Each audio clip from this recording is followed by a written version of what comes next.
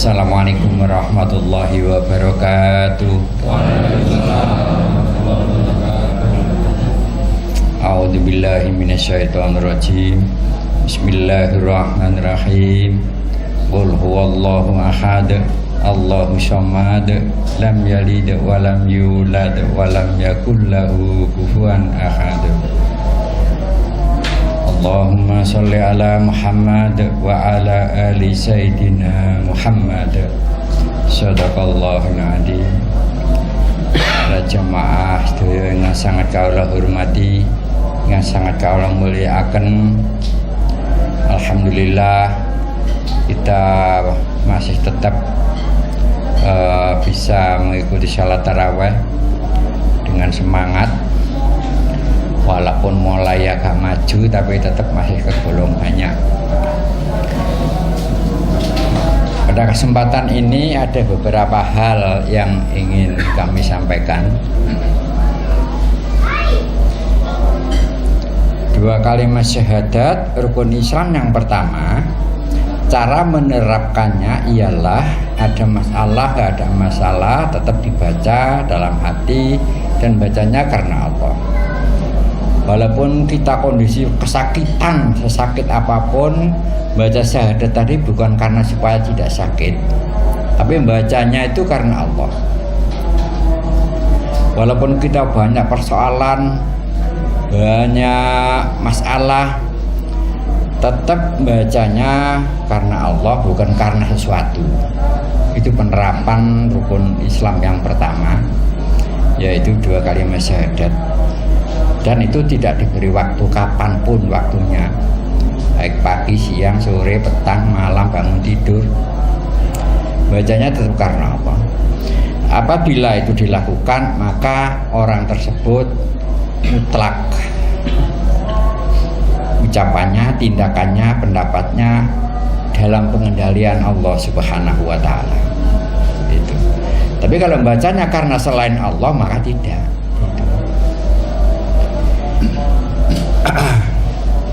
Kita semua tahu orang yang sedang sholat, ya, sholat menghadap kiblat, membaca dengan khusyuk baik di hati dan di mulut, mulai takbiratul ihram hingga salam. Itu peraturannya, tata keramanya sholat. Itu sebenarnya hampir sama dengan yang pertama tadi. Walaupun di belakang itu ada apa, ada persoalan apa, jangan sekali-kali kita menoleh ke belakang. Kita tetap khusyuk, tetap lurus, diupayakan secara maksimal. Sholatnya itu karena Allah. Jadi hampir persis dengan orang sholat itu. Nah, kalau kita ambil, kalau kepingin sesuatu, kemudian membaca syahadat karena sesuatu. Misalkan sedang kesakitan, ya, baca syahadat tapi karena supaya nggak sakit. Itu hakikatnya sama dengan orang sholat tapi noleh ke belakang. Sama dengan itu. Sama dengan orang puasa di bulan suci Ramadan. Kita kok lapar sekali, lah kita tuh makan nggak bisa banyak-banyak, sedikit aja. Sama dengan itu. Jadi kalau sholat syahadat, sholat, zakat, puasa itu hampir sama hakikatnya. Pokoknya tetap karena Allah. Dan syahadat, sholat, zakat, puasa, haji bila mana mampu, itulah jalan Allah. Itulah jalan yang asli dari Allah yang dibawa oleh Kanjeng Nabi Muhammad Shallallahu Alaihi Wasallam. Mari kita lakukan, mari kita jalani, dan karena Allah. Di sini kami sampaikan dengan saudara-saudara sekalian bahwa menunaikan zakat rukun Islam yang ketiga itu dulu berlaku hanya setelah Sayyidina Ali itu wafat. Setelah itu baru orang sudah mulai melupakan zakat rukun Islam yang ketiga ini. Tapi tetap zakat, tapi 1 tahun sekali. Padahal zakat yang 1 tahun sekali itu namanya bukan zakat rukun Islam yang ketiga, bukan yang fardu itu. Itu zakat syarat rukunnya puasa. Itu dilakukan hingga sekarang. Tapi zakat rukun Islam yang ketiga itu dulu berlaku, dulu dijalani setelah sahabat Nabi Sayyidina Ali wafat, baru pelan-pelan terus mulai hilang. Maka dari itu sekarang ini kita jalani seperti aslinya dulu. Kita jalani secara utuh. Dan jangan ada yang ragu-ragu. Karena yang fardu ini sama halnya dengan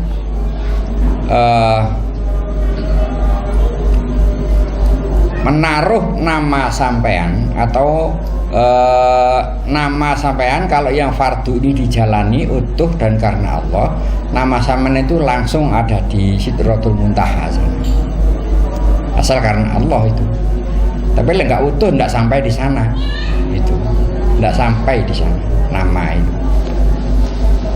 Jadi enggak semudah orang bicara pokoknya Islam masuk surga. Ya memang benar itu, Islam masuk surga. Cuma kita upaya jangan sampai kita tahu neraka itu. Artinya tanpa hisab. Ya, memang benar kalau pernah baca syahadat, cepat atau lambat pasti ke surga akhirnya. Tapi digoreng dulu. Gak tahu berapa miliar tahun, saya kurang tahu, itu masing-masing satu sama lain tidak sama. Nah kalau ada cara yang tanpa hisab, ngapain kita lewat jalan-jalan yang lain? Untuk apa kita menjalani kalau sudah jelas jalan yang resmi, jalan Allah yang dibawa oleh Kanjeng Nabi secara utuh. Kalau itu ada, ya itu aja kita jalani. Itu. Jadi jangan ada keraguan dikit pun bahwa caranya menyembah Allah, caranya ibadah pada Allah yang fardu tadi kita lakukan semuanya karena Allah. Yang dimaksud semuanya tadi khusus yang fardu tadi, fardu ain itu dilakukan karena Allah. Maka roh sampean ada sambung sampai ke Sidratul Muntaha. Kita sambung ke sana. Walaupun kita tidak merasakan itu, walaupun kita tidak mengerti sambung apa tidak, asal lewat jalan yang lurus tadi, rohnya masih ada di dalam tubuh, tapi rasanya roh sudah dibawa ke sana.